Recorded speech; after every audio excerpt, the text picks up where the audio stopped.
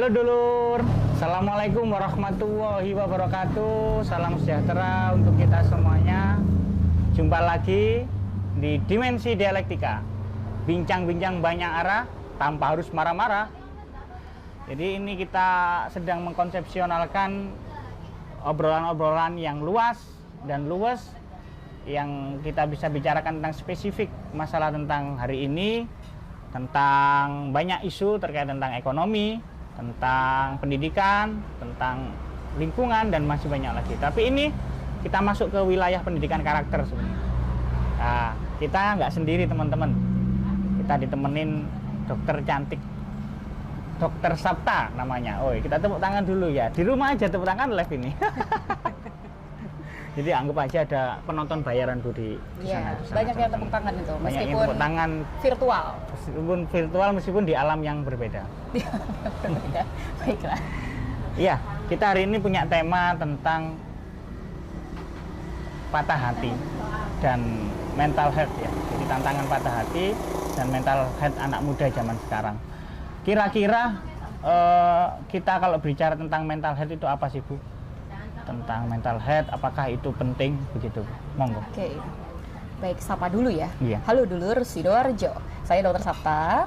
Mungkin tadi belum kenalan dikit ya Mas. Nggak Iya, apa-apa ya. boleh kenalan. Tapi nggak apa-apa sih, untuk siang hari ini kita mau berbincang-bincang, kita mau ngobrol banyak. Ini pertama kali loh narasumbernya perempuan. Gitu ya. Biasanya Iya. cowok terus ya. Cowok terus. Kita akan berbicara banyak hal terkait tentang kesehatan mental. Iya, kesehatan mental. Dan ini tadi pertanyaan dari Mas Haidar, kesehatan mental itu sebenarnya apa sih? Yang dimaksud dengan definisi seseorang dikatakan sehat secara mental itu apa? Jadi memang sehat mental itu Mas Haidar, itu adalah suatu kondisi seseorang atau individu itu sadar secara utuh tentang dirinya sendiri dan juga tentang sekitarnya. Dia bisa melaksanakan kegiatannya sehari-hari, bersosialisasi ya, kemudian berkontribusi untuk ke masyarakat di sekitarnya, dan bisa produktif untuk dirinya sendiri secara utuh, secara penuh dan mindful. Itu disebut dengan sehat mental secara utuh. Gampangnya seperti itu. Penting nggak? Penting banget. Kenapa? Karena untuk bisa menggerakkan roda kehidupan sehari-hari itu nggak cuma dibutuhkan sehat secara fisiknya saja, tapi juga harus ada dorongan sehat secara mental. Kalau sehat mentalnya bagus, otomatis dia mindful, paham benar bahwa kesehatan fisik itu juga perlu. Sehingga kalau sudah sehat mental, dia sehat fisik, otomatis dia juga bisa produktif setiap harinya.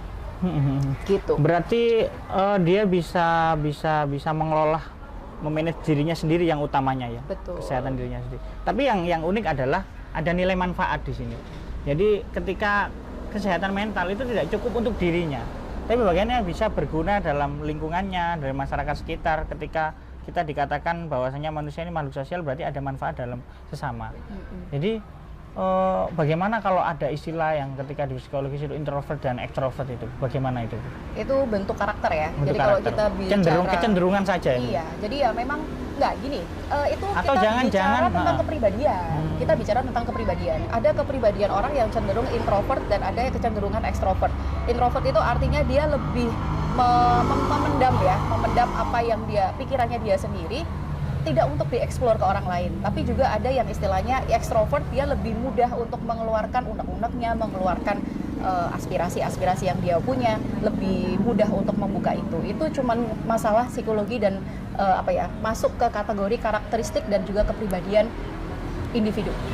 Gitu. Oh, itu masuk ke dalam kepribadian ya. Tapi dua-duanya bisa mampu juga ke sehat secara mental. Sehat secara mental. Kemudian begini Bu, kira-kira ketika nanti misalnya ketika kita misalnya bikin sehat dalam raga kita, jadi kita harus berolahraga, melatihnya berolahraga. Kemudian kalau kita ingin sehat secara pikiran, berarti kita harus membaca, harus berdiskusi, harus sekolah mungkin ya, harus bagaimana ikut-ikut seminar dan sebagainya. Tapi kalau mental ini bagaimana mengasahnya? Kalau kita bicara tentang fisik, tadi sudah disampaikan, berarti harus melakukan perilaku hidup bersih dan sehat. Kalau misalnya kita mau cerdas secara intelektual atau sehat secara intelektual, berarti kita harus membuka pikiran kita, membuka hati kita untuk mau belajar hal-hal yang baru.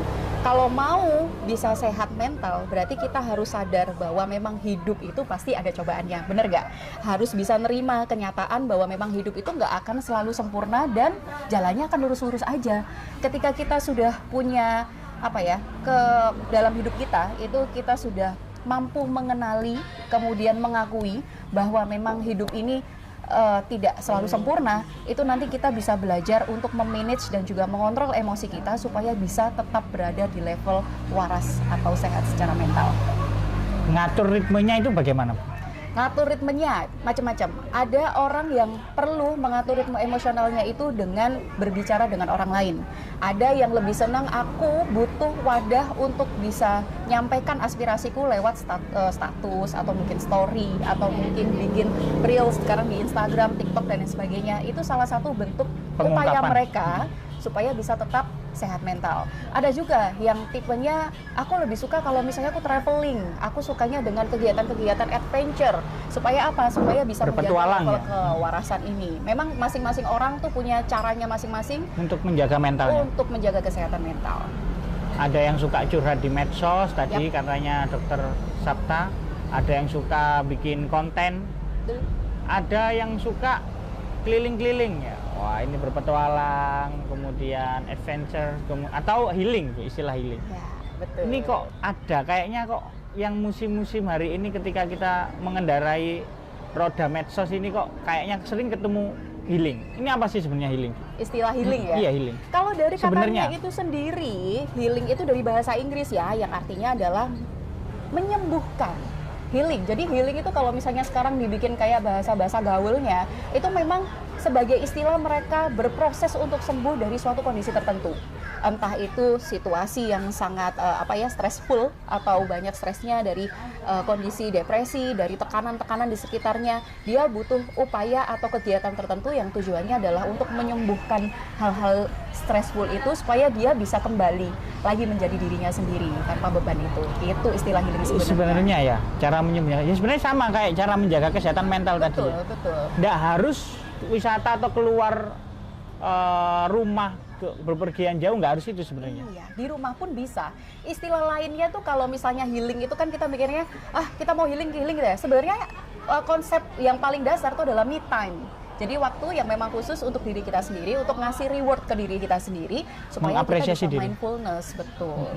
Gitu. Jadi nggak harus healing itu mahal, nggak harus healing itu harus kemana tuh. Kadang cuman membaca buku di rumah, minum teh hangat sambil nonton drakor ya. Itu sudah salah satu bentuk healing gitu ya. Healing yang terbaik. Betul. Jadi kalau ketika kita bisa healing dengan sederhana, itu malah yang healing sejati malah. Bukan malah kita harus mencari pelampiasan harus kemana-kemana yang nggak hemat, boros, glamor atau kemanapun yang kita suka. Nggak perlu. Kalau kita bisa me time, bahasanya dokter tadi, Bu Dokter, kemudian kita bisa menenangkan diri dengan mungkin beribadah, dengan membaca buku, dengan ngopi, mungkin sebab. Jadi healing yang sempurna itu mungkin di depan teras, sebab sudah healing mungkin. Itu mungkin anak-anak yang sebabnya tuh nggak boleh kalau secara kesehatan. Iya, secara di mentalnya dapat tapi kesehatan fisiknya mungkin nggak boleh. Ya, dulur-dulur ya yang suka perokok dan yang sebagainya itu harus dikurangi. Kalau bisa sembuh, kita tidak merokok. Tapi jualan nggak apa-apa. Oke. Sorry Bu. Jadi itu ada hal yang ketika mungkin penting juga Bu, ketika healing itu dipromosikan sebagai promosi pariwisata. Boleh. Jadi mungkin kalau Sidoarjo ini, kita healing di Telocor. Sekarang ada banyak yang sudah dirubah di Telocor, kapal-kapal dan macam-macam. Ada juga healing kita kuliner keliling-keliling makan-makan. Iya. Boleh Mbak. Cocok. Makasih Mbak. Iya. Ini salah satu bentuk healing nggak? Iya, healing ini. Iya, karena kopi ini punya peran penting untuk menenangkan pikiran dan jiwa kita, Bu. Iya. Berarti ngopi itu healing, teman-teman. Jangan lupa ngopi ya. Jadi ngopi itu penting ya Bu ya? Kalau dari segi kesehatannya sebenarnya kopi yang benar-benar kopi ya, bukan ekstra kopi atau mungkin kopi yang sudah ada perasa ataupun juga ada pewarna dan juga pemanis buatannya, itu justru punya efek antioksidan yang tinggi dan bagus untuk kesehatan Mas Haidar. Tapi ya balik lagi, gimana cara ngopinya dulu gitu. Kalau ngopinya sendirian banyak galau ya kayaknya. Tapi kalau ngopinya bareng sama teman-teman yang lain bisa membuka aspirasi dan juga inspirasi baru, akhirnya muncul inovasi-inovasi baru. Kayak gitu. Iya, ngomong-ngomong kita bicara tentang kopi ini Bu, kita lagi ada di Sejagat Art Resto teman-teman. Ini di daerah Rangka Kidul, teman-teman bisa lihat di Sherlock Google kalian masing-masing. Ini kafenya sahdu banget ya, so sweet banget. Siapapun boleh kesini, anak muda banget desainnya. Jadi Ini memang apa ya, klasik ya. Jadi temanya klasik, temanya tempo dulu, tetapi menu-menunya ini modern. Jadi kayak gitu. Jadi di sana itu juga ada panggung, teman-teman. Kalau ini pas kalau sore sebenarnya, Bu. Ini kita live-nya ini salah ini. Jadi nggak healing ya. Jadi kalau live-nya sore tadi ya, kepanasan tadi itu. Jadi nggak kesehatan mental, kesehatan fisik nanti. Kalau kita di tengah-tengah itu tadi nanti kalau kita sedang dapat live vitamin D lebih vitamin banyak D lebih gitu. banyak. Dan Nggak langsung vitamin D, sentrongan matahari. Vitamin D, Bu. Vitamin D. Baru Apa gosong. Iya, Bu, terima kasih. Kemudian ini ketika kita melihat kita mengarungi media sosial, mungkin teman-teman ini kita melihat ya, Bu. Jadi kita coba memetakan ketika melihat fenomenologi media sosial, banyak anak-anak yang patah hati. Jadi FYP TikTok itu rata-rata backsoundnya itu lagu-lagu yang melo, lagu-lagu yang galau. Ini menandakan banyak anak yang galau. Nggak tahu ya itu galau beneran atau galau karena lagu. Karena lagu itu juga bisa bikin galau ya, bikin mood berubah, bikin mungkin perasaan berubah. Tapi yang jelas ketika teman-teman ketik di pencariannya masing-masing, sad girl atau apa ya, boy girl ya, sad boy atau sad girl ya, itu sama-sama banyaknya. Nah ini jadi circle. Kalau banyak pasukan patah hati, kalau istilahnya Jawanya pasukan ambyar, ini sangat banyak, Bu. Artinya kita di Indonesia ini punya tantangan patah hati yang begitu besar gelombangnya setiap tahunnya. Nah, kira-kira menurut panjenengan ini patah hati itu karena apa sih, Bu? Kenapa kok harus patah hati? Sebenarnya kuncinya hanya satu. Apa itu, Bu? Kalau kita patah hati, itu artinya kita pernah merasakan rasa cinta, ya nggak sih? Oh, iya. Orang yang jatuh cinta itu pasti akan merasakan patah hati. Iya, betul. Sebentar, Bu. Berarti yang harus dimaknai dulu cintanya ini. Iya, betul. Apa? Jadi gini loh, istilahnya kalau misalnya kita akibatnya itu kan patah hati nih, berarti harus ada sebabnya. Kalau misalnya patah hati, itu penyebabnya adalah karena ada rasa jatuh cinta. Jatuh cinta itu seperti apa ya? Rasa memiliki, rasa selalu senang, rasa yang seperti candu, rasa yang dalam tanda kutip dalam hal psikologi itu sama seperti efek yang diberikan narkoba. Jadi kalau misalnya maaf, kita mengkonsumsi narkoba itu kan ada kecenderungan untuk adiktif. Sama cinta pun juga seperti adiktif itu. Ya, sifatnya. Adiktif juga. Teman-teman. Dan jangan salah juga, kalau misalnya cinta itu sudah bertepuk sebelah tangan, kehilangan, ya kan, kemudian depresi. Sebelum mencapai depresi itu ada sakaunya dulu. Sakau dulu. Iya, jadi merasakan kayak ketergantungan sama kamu. Butuh sama, betul. Ada adiktifnya, ada sakaunya, barulah masuk ke fase patah hati. Atau fase patah hati ini yang harus diwaspadai. Jangan merasa seperti itu. Saya pernah patah hati soalnya. Oh gitu. Semua orang yang pernah jatuh cinta itu pasti pernah patah hati. Sekarang aja mungkin patah hati saya. Iya. Coba diceritakan mumpung kita lagi live. Iya, Bu. Jadi perempuan itu banyak maunya, nggak mau kalah. Kemudian Anda berbicara dengan perempuan selalu ya? ingin dimengerti. Mungkin kayak gitu. Sehingga dikit-dikit ngambek, dikit-dikit pengen putus, dikit-dikit akhirnya diputusin nggak? Kalau dikit-dikit pengen putus kan belum tentu diputusin. Belum tentu diputusin. Diputusin nggak akhirnya? Iya, kayak gini loh, Bu. Kayak dulu saya dinasihati sama ibu saya ketika saya itu apa ya, memanjat pohon di maghrib di saat sore. Ayo terus no, teruskan. Seakan-akan menyuruh, tapi itu seakan-akan juga nyuruh saya untuk turun gitu. Sama kayak perempuan saat ini. Putusin lah, tak putusin lo ya. Tapi itu minta dipertahanin. Iya. Kayaknya gitu sih. Lain di mulut, lain di hati. Lain gitu mulut, ya. lain di hati. Ya, itu memang keunikannya wanita. Makanya wanita harus dimengerti. Laki-laki itu harus belajar untuk bisa mengerti wanita. Temanya. Jadi kalau buku urusan laki-laki itu tipis, Bu. Kalau buku memahami persoalan wanita ini kamusnya mungkin tebel banget ya. Tebel banget ini ya. Jadi nggak apa-apa lah kita Gitu. ngalah sama perempuan. Bu, kembali ke tadi, cinta itu adalah candu. Jadi ada adiktif yang membuat orang itu tidak bisa mengontrol diri. Betul. Dan mau berkorban secara tidak langsung. Betul. Kepada yang dicintai. Betul. Sehingga ketika objek yang dicintai ini tadi mungkin bertepuk sebelah tangan atau meninggalkan dirinya atau bahkan menyakiti dirinya, yang ada adalah apa ya istilahnya, ada patah hati di situ. Betul. Dan kita harus tahu dulu, Mas Haidar, fase patah hati itu ada banyak loh. Ada fasenya, Bu? Cuman sekedar patah hati saja. Iya, jadi fase kehilangan, fase berkabung, ya kan patah hati itu kan banyak ya. Ada dia ditinggalkan, ada karena dia ditinggal karena kematian ya maksudnya ya. Kemudian juga ada yang cinta Jody tadi.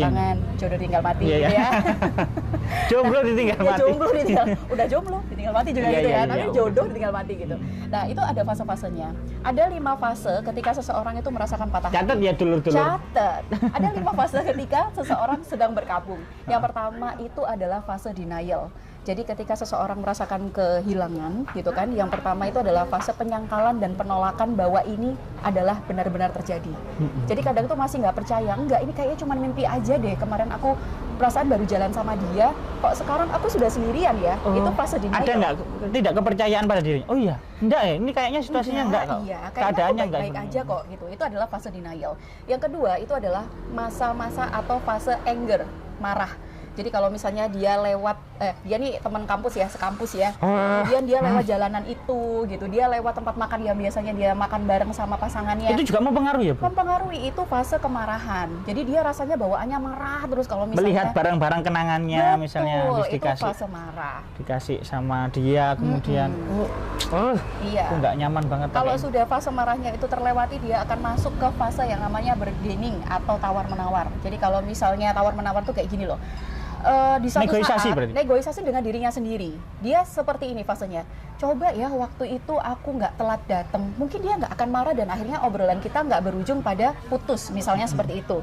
Coba ya waktu Ada itu, evaluasi secara tidak langsung berarti? iya, tapi Refleksi terhadap diri. dirinya sendiri. Jadi dia tidak menyalahkan orang lain, tapi dia menyalahkan dirinya sendiri. Berandai-andai gitu Kesadaran loh. diri. Jadi dia tawar-menawar dengan dirinya sendiri gitu. Kemudian fase berikutnya, kalau tadi sudah ada denial, kemudian sudah ada anger, kemudian sudah ada apalagi tadi bargaining, kemudian kita lanjut ke fase yang namanya depression. Fase depression ini yang paling fatal, hati-hati teman-teman. Kalau misalnya depresi ini tidak tidak diakomodir dengan baik, itu dia akan masuk ke fase yang lebih dalam lagi sampai mengakibatkan ada keinginan bunuh diri. Tapi kalau misalnya ini diakomodir dengan baik, jadi ada saudara yang menemani, ada orang tua yang terus memberikan perhatian, ada support dari teman-teman sekitar, kemungkinan dia akan masuk ke level berikutnya yang disebut dengan level acceptance atau penerimaan dari patah hati itu sendiri. Gitu Mas Haidar. Depresi Jadi, ya. patah hati itu nggak cuma Fase. sekedar patah hati Levelnya tok, gitu mungkin loh. ya. Jadi Iya. nggak semua orang harus naik level kan. Cuman Semua level orang- awal itu nggak apa-apa kan. Nggak juga, semua pasti akan melewati 5 fase ini, tapi untuk prosesnya berapa lamanya, membutuhkan waktu berapa lama itu tergantung orangnya masing-masing. Jadi di nggak- fase depresi itu nanti akan ada opsi ya. Dia Ada opsi. mau terjerumus dengan kedepresiannya itu. Apakah dia juga akan melampaui untuk aku lolos Iya, ujian betul. ini? Memang itu pilihan. Bahkan mulai dari fase pertama pun denial untuk naik ke fase anger itu sebenarnya juga ada pilihan di dalamnya. Itu tergantung masing-masing individu mau menyikapi patah hati itu seperti apa. Mau masuk ke ranah yang negatif atau masuk ke ranah yang positif. Dan tentunya itu nggak mudah, nggak gampang, nggak sesimpel yang dibayangkan. Makanya kita butuh suatu circle positif yang bisa menampung sobat-sobat ambiar itu tadi loh. Supaya apa? Supaya Makanya nggak dia itu makin ambiar. bergerombol ya. Loh, masalahnya begini lah, ini sama-sama ambiarnya kumpul lagi, sama-sama saling menyakiti lagi. Satunya itu bikin story galau, satunya bikin lagu-lagu galau, satunya bikin konten-konten galau. Nah ini akhirnya tambah galau, soalnya circle-circle-nya circle galau gitu. Tapi justru dengan adanya circle yang sama seperti itu, mereka akhirnya punya rasa bahwa aku tidak sendirian, I'm not alone gitu loh. Jadi patah hati itu menjadi suatu hal yang patah hati berjamaah. manusiawi. Semuanya banyak kok yang senasib. Lah ya makanya, jadi nggak ada yang salah dong dengan patah hati. Gimana caranya kita bisa mengemas patah hati itu menjadi suatu hal yang produktif dan baik. Lah Kayak itu Bu. Ketika tadi sudah berkumpul, termobilisasi, terorganisir, sudah ada tagline-tagline-nya juga ya pasukan ambiar. Lalu mau ngapain? Kalau nggak saling bisa memotivasi untuk betul. sembuh atau saling jangan-jangan aku belum sembuh, temenin dong aku juga belum sembuh kan gitu. Tapi Paling bagaimana caranya tadi Bu? Jadi Saling support ternyata sih, berarti patah hati ini bisa dikelola dulur-dulur untuk lebih ke produktif. Bagaimana itu? Kalau untuk jadi produktif itu sebenarnya butuh waktu ya. Nggak bisa orang yang patah hati itu terus tiba-tiba langsung sembuh dan akhirnya bisa produktif. Nggak bisa langsung ke situ ya? Tapi terkadang patah hati itu bisa menjadi titik awal ya, titik balik untuk bisa berkreasi gitu loh. Dan akhirnya bisa sukses yang disebabkan awal mulanya adalah Karena patah pembuktian hati. ya? bisa jadi pembuktian atau memang ya justrunya akhirnya berubah jadi yang awalnya insecure karena patah hati berubah jadi bersyukur karena aku pernah patah hati gitu loh. Iya iya. Yang Jadi awalnya gitu. insecure karena patah hati, lebih-lebih bisa bersyukur karena patah hati. Betul, karena memang banyak contohnya. Musisi-musisi Indonesia sekelasnya almarhum Glenn Fredly, Iya, ya kan, waduh. itu bisa albumnya se-booming itu karena berawal dari patah hati. Didi Kalau Kempot. Didi Kempot itu juga lagu-lagunya sangat ambyar sekali, itu juga berawal dari patah hati. Banyak orang-orang penting di dunia itu yang membuat suatu penemuan ataupun inovasi berawal dari patah hati. Jadi sebenarnya patah hati itu kalau dikelola dengan benar, itu bisa membentuk suatu mahakarya gitu loh. Yang akhirnya jadi kebanggaan. Jadi teman-teman, kami mengajak Anda semuanya, dulur-dulur, untuk patah hati supaya bisa punya karya yang luar biasa. Gitu Nggak ya? juga Oh, sih. nggak juga ya. Karena apa? Karena terkadang kita belajar itu, belajar tentang sesuatu dalam hidup itu belum tentu kita harus melewati semua fase itu. Tapi kita bisa belajar dari pengalaman-pengalaman yang sudah ada. Kita nggak perlu patah hati kalau memang tidak perlu patah hati Iya, ya. tidak perlu Siapa patah hati. sih yang mau Iya, patah iya, hati? iya, iya, Tapi iya. kita bisa belajar dari orang-orang yang Yang sudah patah. sudah patah dan akhirnya tumbuh Iya, menjadi iya, iya. sesuatu hal yang Produktif. produktif. Nggak Gitu. perlu harus patah hati dulu kalau mau berkarya, teman-teman. Tapi kayaknya kameramen itu pernah patah hati semuanya. Kalau misalnya dilihat senyum-senyum, itu sebenarnya membayangkan dirinya dulu Oh, ketika yang patah diri- hati iya, gitu. iya, iya. Biasanya seperti itu, oh ya aku biar tahu kayak ngono. Atau jangan-jangan sering bikin patah. Oh, ya beda cerita. Iya. Gimana kalau kita langsung tanya aja pada orang-orang yang pernah membuat patah ya? Iya Bu, tapi ini banyak pertanyaan tadi sebelum kita bincang-bincang di sini. Nanti nitip Mas Haidar apa nitip ke dokter? Cara move on. Wah, Betul. ini cara move on. Bagaimana Bu kira-kira? Apakah itu butuh proses atau ada yang lebih simple gitu? Simple. Kalau putus ya udah cari aja yang baru gitu ya, Mm-mm, simpelnya ya. simpelnya kayak gitu. Tapi Kalau kenangannya mau itu. jalan yang bikin pintasnya tenggelam. kan kayak gitu. Kalau ada yang hilang ya harus diganti dengan yang baru. Enggak bercanda ya teman-teman. Jadi istilahnya gini loh, berproses untuk dari patah hati menjadi sesuatu yang produktif itu disebut dengan namanya move on. Move on itu artinya kita melangkah lagi tanpa, boleh sih ngelihat masa lalu sedikit boleh, tapi jangan sampai mengganggu masa depan kita. Dan prosesnya itu butuh waktu, butuh orang yang bisa diajak untuk apa ya, yang motivasi kita untuk move on. Contoh misalnya pertama adalah dari diri kita sendiri dulu. Jelas semuanya itu adalah pilihan ya, dan pilihan itu adalah kembali ke diri kita sendiri. Mau apa enggak kamu? Iya betul. Mau apa enggak terus menerus untuk berada di situasi yang terpuruk, atau mau merubah sesuatu yang terpuruk itu untuk terus melaju-maju gitu loh Mas. Kayak gitu. Prosesnya seperti apa ya? Pertama kita harus menyadari dan juga mengakui bahwa kita tidak dalam kondisi yang baik-baik saja. It's okay to not be okay gitu loh. Nggak apa-apa kok jadi sesuatu yang nggak baik-baik aja.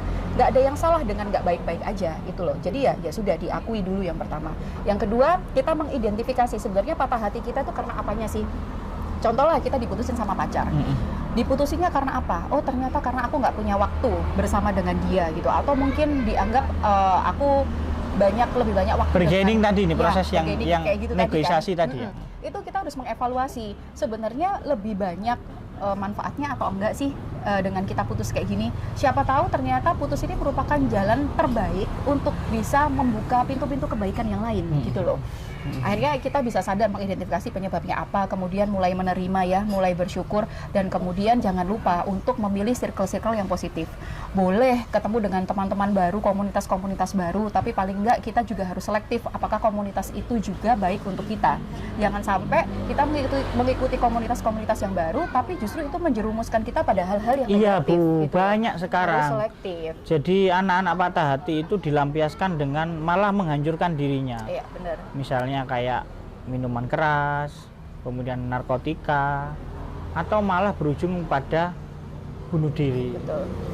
Kenapa sih kok bisa sedemikian rupa akhirnya kok sampai ke hal-hal yang malah merusak diri? Ini ada yang salah dan kita tidak boleh menyalahkan sosok ini dianya. Dianya ya. Iya. Apakah itu yang salah siapa? Orang tuanya atau keluarga terdekatnya atau malah gurunya? Oke. Yang selama ini menurut kami adalah pendidikan karakter ini penting. Pendidikan kesehatan mental ini penting karena orang yang mungkin akan sehat mentalnya akan jauh dari itu. Tapi bagaimana sih Bu urusannya kok supaya teman-teman semuanya ngelihat mungkin jauh dari hal-hal sedemikian rupa, atau malah bisa melindungi orang-orang terdekat kita agar tidak merusak dirinya seperti itu. Oke. Jadi sebenarnya dalam hidup itu kan kayak misalnya ada piramida segitiga gini ya Mas ya. Pertama diri sendiri. Aku bayangkan. Iya, iya. Yang kedua adalah sosial dan yang ketiga adalah lingkungan kita. Pondasi utama supaya kita bisa tetap menjadi individu yang utuh secara fisik, emosional ataupun psikososial itu adalah keimanan. Udah iman itu. Iya nggak? Gimana itu kalau misalnya kita bicara ujung-ujungnya adalah kuat nggak imanmu? Seberapa kuat kamu mengenal Tuhanmu sehingga apa yang kamu lakukan ketika itu adalah suatu kesalahan, ya kamu akan balikin ke titik itu gitu loh, supaya kamu nggak berbelok-belok ke rel yang salah, istilahnya seperti itu. Kalau sudah imannya sudah terbentuk yang didasari dengan parenting atau pola asuh dari orang tua yang benar, ditambah dengan circle atau society, jadi masyarakat di sekitarnya ya, itu ya, mulai dari teman-temannya, pergaulannya, kemudian dari gurunya juga aware terhadap kondisinya dia, itu bisa jadi pondasi utama supaya tidak terjadi patah hati yang berujung pada perilaku-perilaku negatif. Iya, bukan begini nih. Tadi kalau bisa diidentifikasikan atau dianalogikan, cinta itu hampir sama dengan narkoba. Bisa candu dan bisa berbahaya ketika kita sudah tidak bisa mengkonsumsi itu lagi. Lah, kira-kira ketika kalau di istilah di narkoba kan ada konselornya, ada rehabilitasinya. Itu kira-kira kalau mau ke kalau kita patah hati mau kemana gitu? Mau ditangkap kayak orang narkoba atau malah direhab gitu loh. Apakah bisa sih patah hati direhabilitasi? Saya rasa nggak ada ini ya. Jadi ini gini loh. Setiap kita ada masalah itu pasti selalu ada solusi, ya nggak sih? Apapun itu masalahnya. Sama halnya juga dengan masalah patah hati. Patah hati kita mau lari kemana sih dok sebenarnya? Ke seseorang atau mungkin sarana atau mungkin wadah yang bisa digunakan untuk curhat orang yang patah hati ini. Bisa ke orang tua, bisa ke kakak, atau mungkin bisa ke guru konseling, atau mungkin pada yang ahli. Pada yang ahli ini contohnya adalah psikolog, ya kan? Kalau sudah depresinya sudah depresi yang kronis, mungkin kita mengarahnya ke psikiater, bisa ke ustadz, guru ngaji dan lain sebagainya. Sebenarnya apakah ada proses rehabnya? Ada. Secara tidak langsung. Secara tidak langsung ada. Apa ada pakemnya? Tidak ada. Kalau kita bilang pakem atau rules rehabilitasi untuk orang yang patah hati itu seperti apa dok? Itu nggak ada pakemnya, karena masing-masing orang menyembuhkan patah hati itu adalah suatu seni gitu loh. Arti yang nggak ada rumusan bakunya kayak gitu. Jadi ya balik lagi, kalau misalnya pondasinya sudah kuat, kemudian masyarakat atau circle lingkungan di sekitarnya itu juga baik ya, insya Allah patah hati ini bisa teratasi dengan baik. Dengan sendirinya proses. Jadi ada proses ya. Jadi lebih ke kemauan diri lagi ya Bu ya. Jadi ketika aku bisa kok, kalau aku bisa move on, aku bisa sembuh, aku bisa produktif dalam konteks untuk mengalihkan supaya kita tidak patah lagi. Betul. Iya Bu, tapi nggak ada tadi ya. Jadi kita mau kalau sudah patah hati ini rehabnya kemana sih? Tolong info dong, aku butuh dokter cinta gitu nggak? Mungkin itu hanya ada Mas. Jadi gini loh, dengan berkembangnya media sosial kita saat ini itu kan banyak sekali platform ya. Ini aku ngomong sebut langsung aja ya, Instagram lah istilahnya gitu. Instagram itu sudah banyak sekali semacam foundation yang memang dia khusus menangani terkait tentang patah hati, ada terkait tentang finansial, ada terkait tentang kehidupan pernikahan, ada tentang parenting pun juga ada. Jadi istilahnya untuk bisa mencari tempat yang seperti itu bisa kita cari melalui media sosial. Ada, yang penting ada kemauan untuk cari. Tadi ngobrol persoalan pernikahan ini teman-teman. Siapa sih yang pengen nikah ini ya? Nikah meskipun satu kali kan urusannya bisa berapa kali gitu. Tapi nggak apa-apa sih Bu, sebelum menikah itu kan membayangkan sesuatu yang indah kan nggak apa-apa kan? Harus ya. Biar termotivasi pernikahannya pun juga indah dong. Tapi tetap ada beberapa orang yang sudah menikah, ini mesti ngasih penyeimbangan berpikir supaya kalau sudah menikah yang harus hati-hati begini. Jadi ada persoalan banyak. Yang awalnya perempuan itu indah, ada yang ini menakutkan ternyata perempuan itu. Perempuannya atau kehidupan pernikahannya? Iya, mungkin kehidupan pernikahannya. Bu, monggo diminum dulu. Oh iya, boleh ya. Boleh minum dulu, iya. Enak banget. Tadi ngomong enak belum diincip ya. Ini diincip beneran ya? Diincip beneran. Diincip beneran loh. Beneran, bismillahirrahmanirrahim. Yang di belakang layar sudah. Ini tuh beneran diseruput apa enggak? Sudah? Ya. Sudah. Ini belum diaduk ini, jadi Iya, belum diaduk, terasa diaduk, rasanya. diaduk. Nah ini kan yang paling bawah kan ini gula. Iya Bu. Iya. Tadi minum Manis, gulanya Bu, nggak? manis, Manis ya? Manis banget. Iya, kayak calonku. Mau bilang kayak sampean punya suami aku punya. Kayak calonku. Calonnya sekarang lagi lihat live apa enggak? Lihat kayaknya Bu, Lihat sambil ya. ngerjain Mas, skripsi. sekarang Mas sampean. Mbak siapa namanya? Mawar Sebut dan. nama, nah. Sudah. Nggak perlu seperti itu. Mumpung ini ceritanya mau mengarah Budi, ke ayo pernikahan. kasih dong. Enak nggak? Oh iya. Coba. Bagaimana menurut Anda, Pak? Enak banget, ya? iya pas. Tadi yang Kopinya. diseruput pasti bawa, Pak. Coba yang bagian atas. Teman-teman, ini sebenarnya model ya. Jadi hari ini bulan Dzulhijjah. Ya, tapi maaf Iya, saya benar. juga sedang tidak melaksanakan ibadah itu, Pak. Jadi saya coba ya, Pak ya. Iya boleh Bu. Boleh ya? Iya, sambil itu saya berkomentar bahwasanya patah hati itu sama kayak Pak, puasa. ini cocok banget untuk minuman patah hati, Pak. Oh iya. Ya, coba Pak. Saya nggak patah. Ini anti patah hati, Pak. Jadi untuk mengarah ke pernikahan, Anda kan takut dengan berbagai macam ceritanya. Dicoba dulu, Pak. Oke, supaya jadi bisa teman-teman merasakan. yang pengen healing, jauh dari patah hati, mau sehat mental, boleh datang ke sini, kafe sini. Iya, Kafe Sejagat- mana Bu? Sejagat Art Resto. Oke, cocok. Hafalkan Buat kan healing baru untuk me pertama. time. Iya, betul. Atau nongkrong bareng-bareng. Family time. Family Iya, betul, time. betul. Friend time. Iya Bu, tadi saya kira apa ya, patah hati juga prosesnya itu sama kayak puasa sih. Ada kok waktunya berbuka, cuman teman-teman nggak sabar untuk proses waktu berbuka. Jadi sebenarnya kita latihan puasa ini latihan satu mungkin secara sosial. Ini loh rasanya kalau jadi orang yang lapar, orang yang nggak punya, orang yang nggak bisa makan dan minum, itu kayak indah. Jadi berarti puasa refleksi diri sama kayak, oh iya ini lagi sakit, ini lagi patah hati, aku lagi sedih.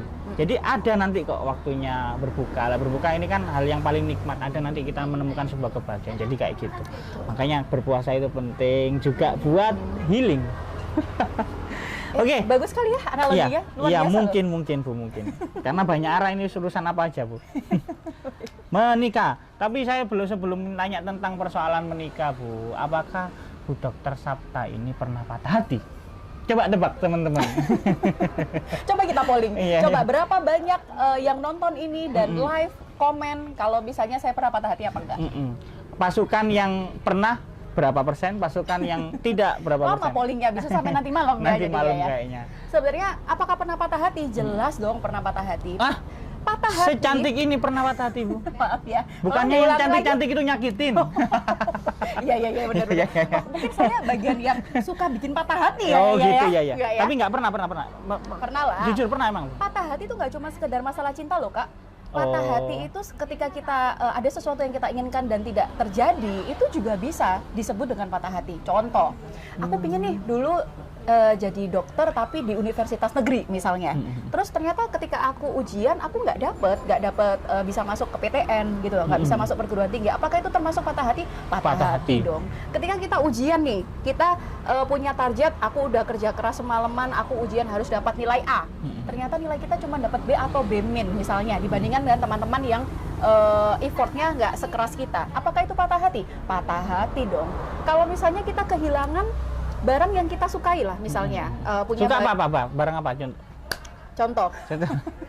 Contoh.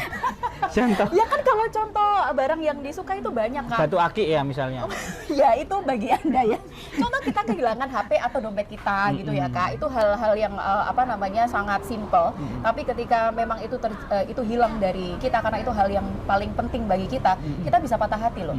Bisa. Jadi apakah semua manusia itu pasti pernah merasakan patah hati? Jawabannya pasti. Ya oke, karena itu juga salah satu spekulasi untuk menghindari pertanyaan teman-teman. Karena yang kita obrolkan hari ini patah hati karena cinta. Tapi nggak apa-apa, ini benar, ini wawasan. Ya itu intelektual ya, jadi bisa menghindari pertanyaan dengan wawasan baru. Jadi patah hati itu bukan urusan cinta saja teman-teman, bisa urusan karir, urusan pendidikan. Selama Anda urusan pernah barang. merasakan cinta, Anda pasti pernah merasakan patah hati. Ini kecinta kepada seseorang Bu maksudnya. Pernah nggak? Terus harus curhat di sini gitu sampai nanti malam gitu. Iya, Terus kalau misalnya ini suamiku menjaga lagi- kewibawaan seorang dokter, influencer, youtuber, dan psikolog.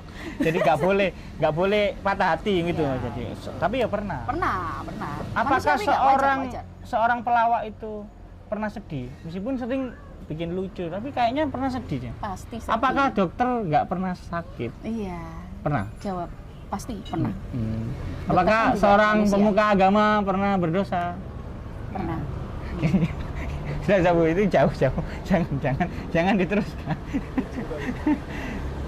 Apa seorang pejabat pernah Iya. KKN?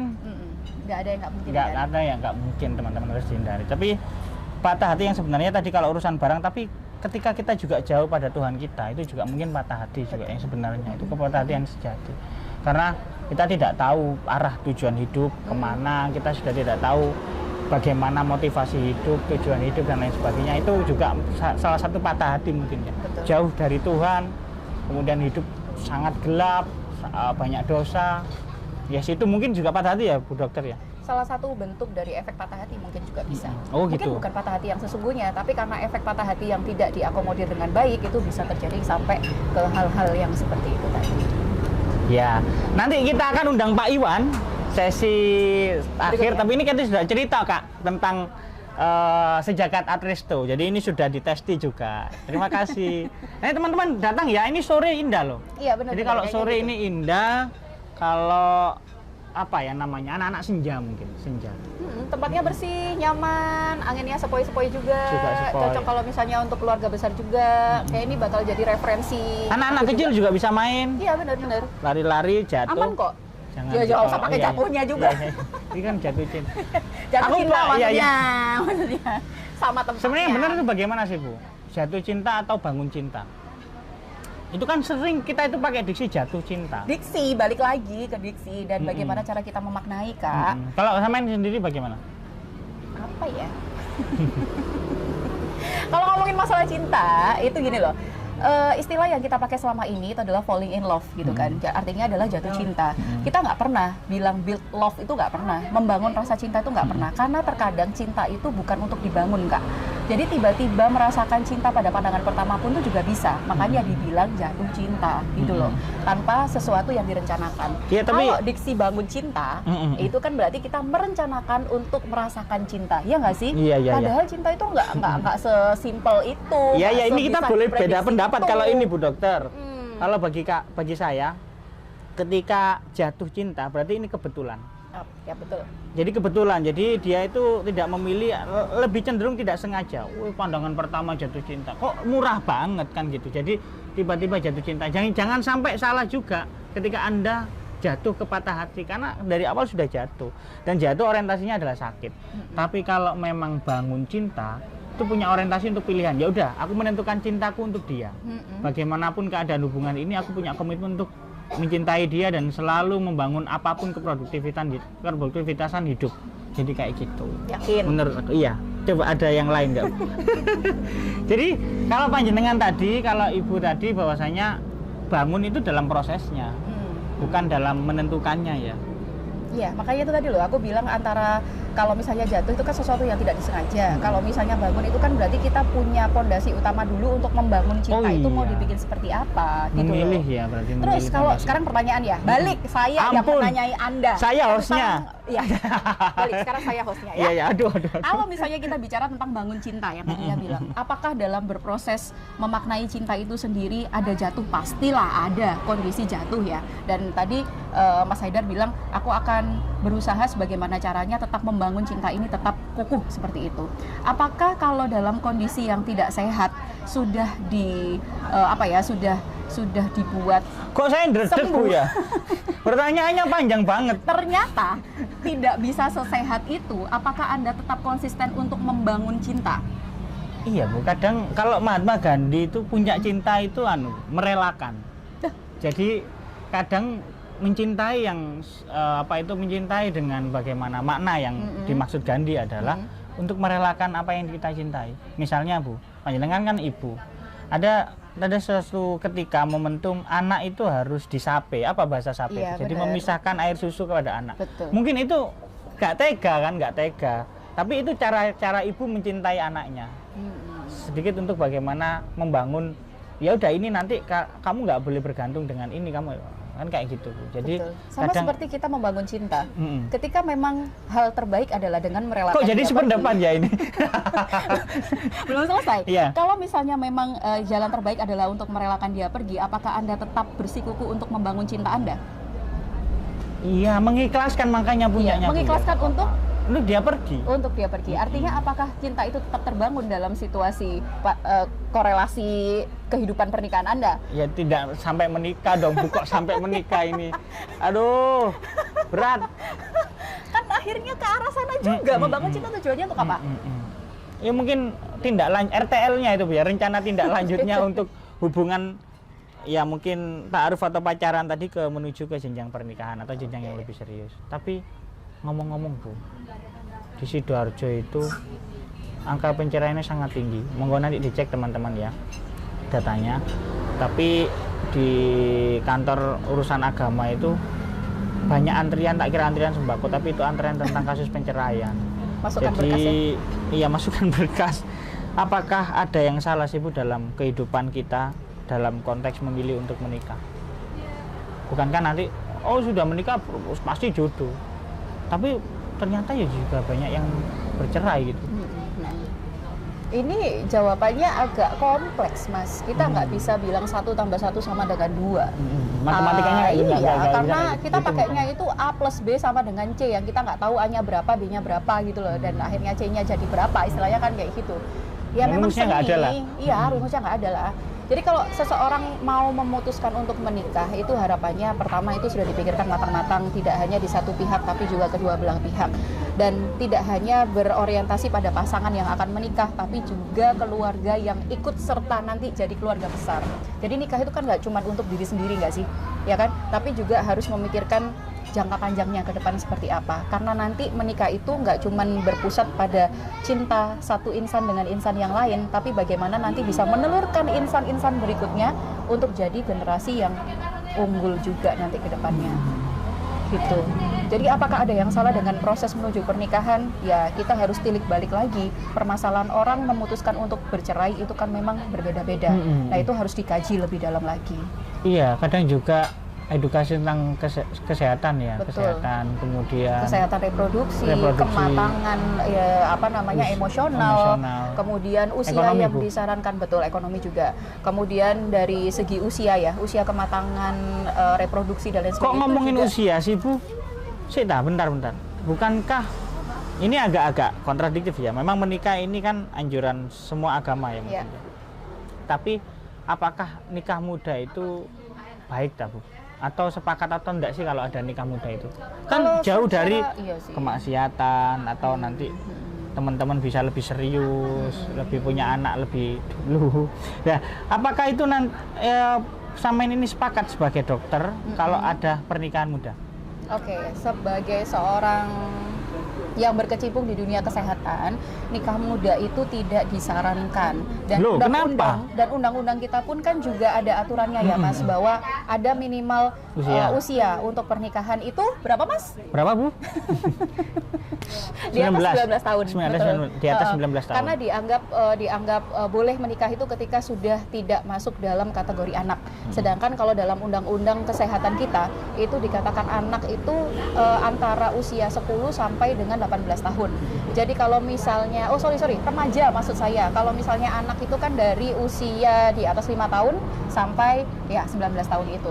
Artinya kalau sudah melewati batas itu usia yang ideal dan diperbolehkan untuk menikah. Kenapa? Karena di usia itu pertama secara organologinya, secara hormonalnya, secara kematangan emosionalnya itu sudah terbentuk, Mas, dibandingkan yang kurang dari usia tersebut gitu loh. Jadi anggapannya kalau misalnya menikah di usia yang layak, di usia yang memang sesuai, ini harapannya tingkat perceraiannya menurun kayak gitu. Karena apa? Sudah matang secara emosional, kemudian sudah matang secara fisiknya juga, terhindar dari hal-hal seperti kematian ibu ketika melahirkan atau kematian bayi karena memang sudah lebih mumpuni mengasuh bayi dan lain sebagainya. Bukannya dewasa itu bukan urusan usia, tapi dewasa itu kan pilihan, Bu. Jadi nikah muda kalau dia sudah dewasa ngapain enggak gitu.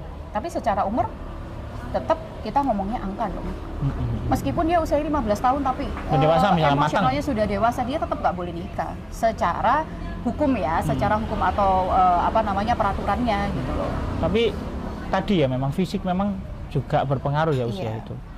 Jadi berarti ada misalnya teman kita juga menjumpai, Bu, ya mungkin teman-teman kita sendiri atau orang-orang di sekeliling kita yang ya yang mengalami keguguran Yap. atau mengalami kematian ibu saat melahirkan.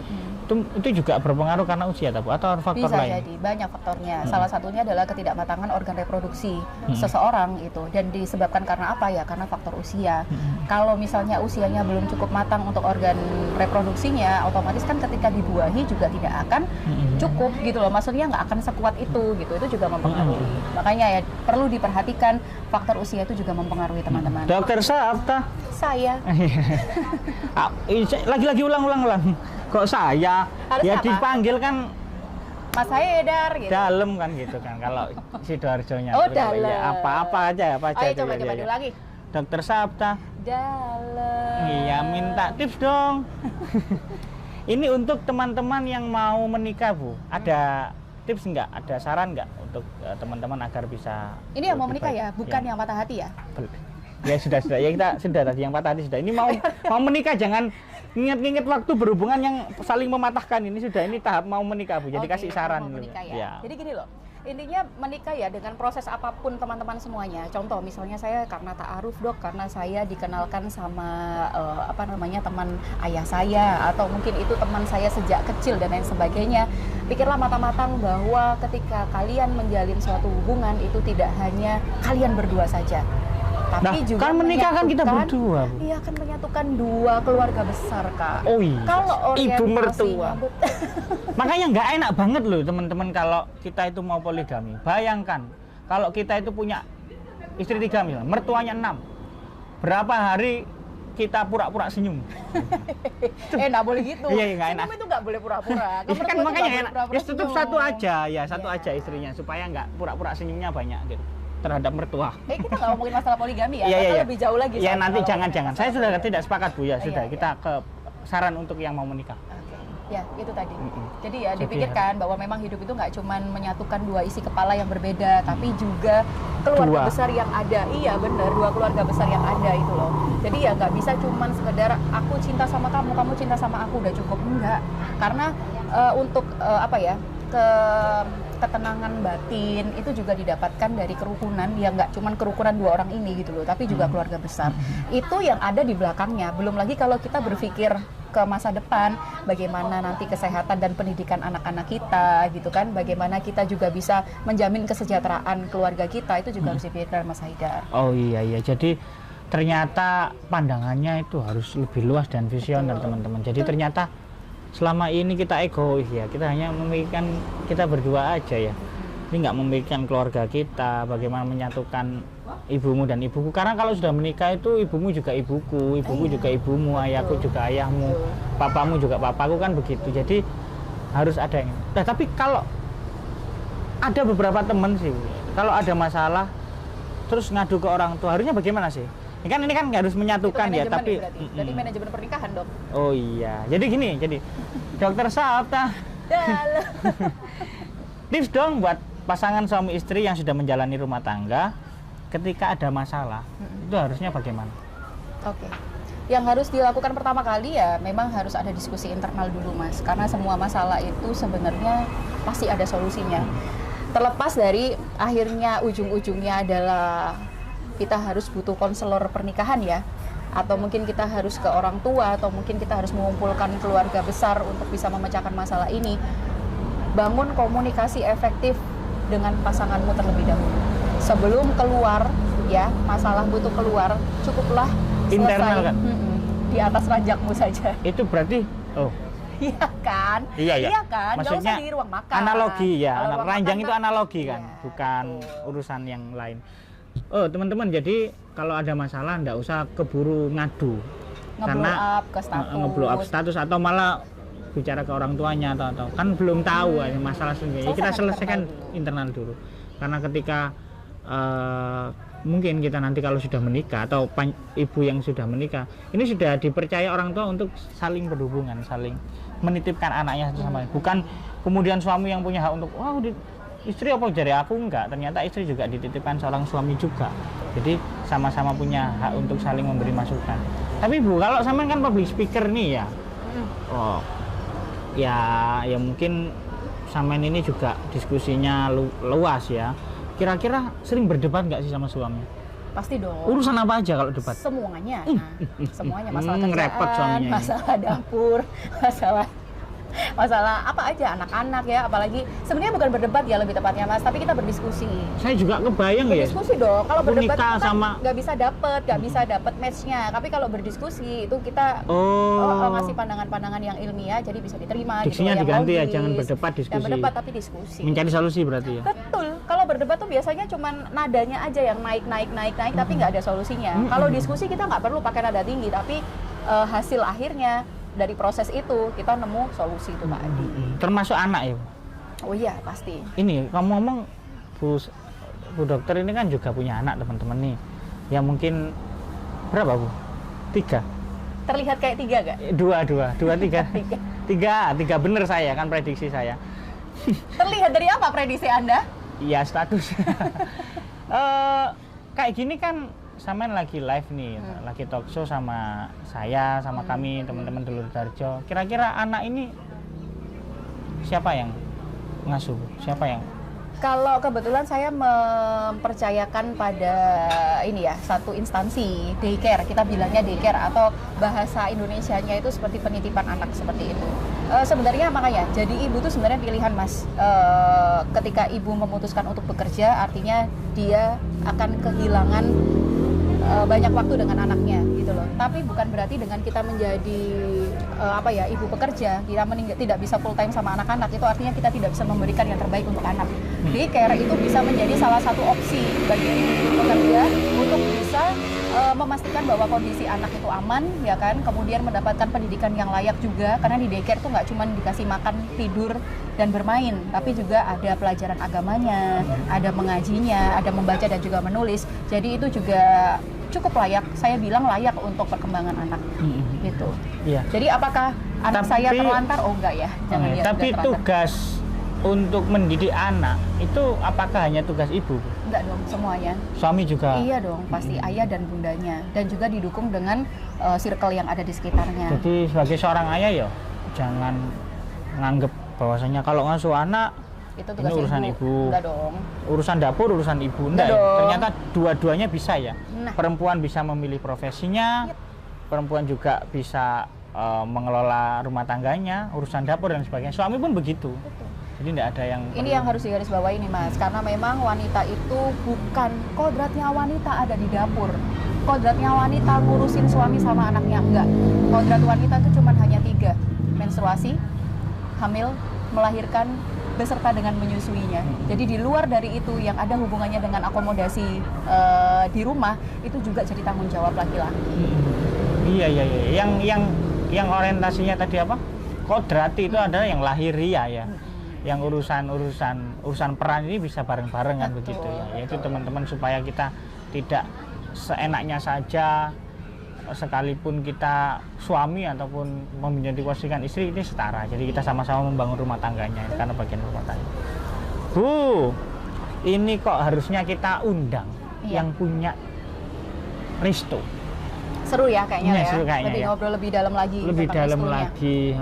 Boleh. Itu nanti kita panggil ya Pak Iwan ya, kita panggil Pak Iwan. Tapi sebelum itu kita pengen nanti seumpama misalnya ada pertanyaan kan boleh nanti tiba-tiba nanti dikontak Bu Dokter berkaitan dengan urusan mental health atau kesehatan mental atau urusan patah hati, boleh Bu ya? Boleh banget. Mungkin yang lagi live sekarang ada yang komen-komen atau mau tanya sesuatu, kelihatan mungkin, atau mungkin di WhatsApp-nya Mas Haidar yang lagi ini.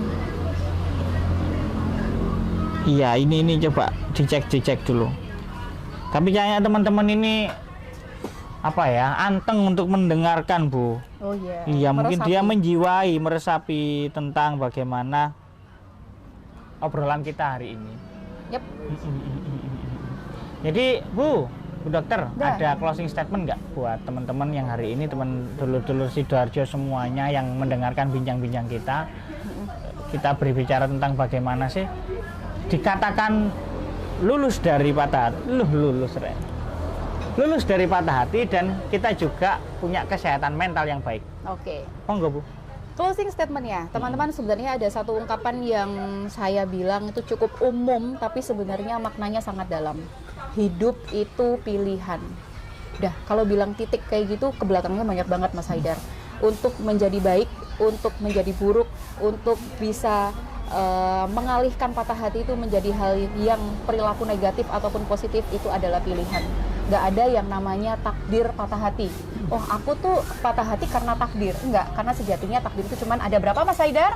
Dari mulai takdir dilahirkan, dilahirkan, ya kan? meninggal. meninggal, Oh, menikah rezeki, dulu.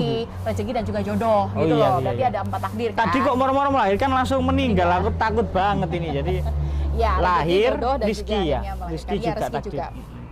Kemudian berikutnya, artinya di luar dari itu sebenarnya kita bisa memperjuangkan, kita bisa memilih mana yang baik untuk kita dan mana yang enggak.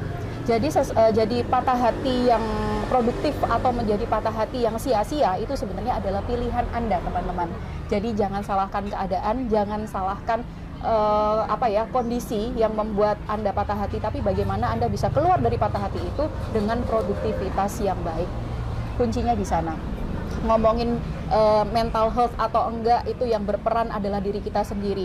Jangan nyalahin lingkungan kita, jangan nyalahin orang yang membuat kita patah hati, tapi balik lagi, diri kita itu harus sadar kelebihan dan juga kelemahan diri kita, kemudian bisa menyikapi dan juga mengakui bahwa kita patah hati, dan pada akhirnya kita bisa menyikapi patah hati itu dengan hal yang positif. Itu. Terima kasih Bu Dokter. Sama-sama. Semoga Mas sehat Haidar. selalu lahir dan batin. Amin. Ya Bu ya. Jadi Anda ini punya hak untuk menata hati dan jiwa kita, Yap. menata diri kita. Jadi jangan pernah menyalahkan orang sekeliling kita, karena hidup adalah pilihan, teman-teman. Ya, salam sehat mental, salam patah hati untuk pasukan Ambyar. Semoga circle-nya makin membesar tapi makin produktif. Oke, Amin. betul banget. Terima kasih. Ya, Selamat sore. Assalamualaikum.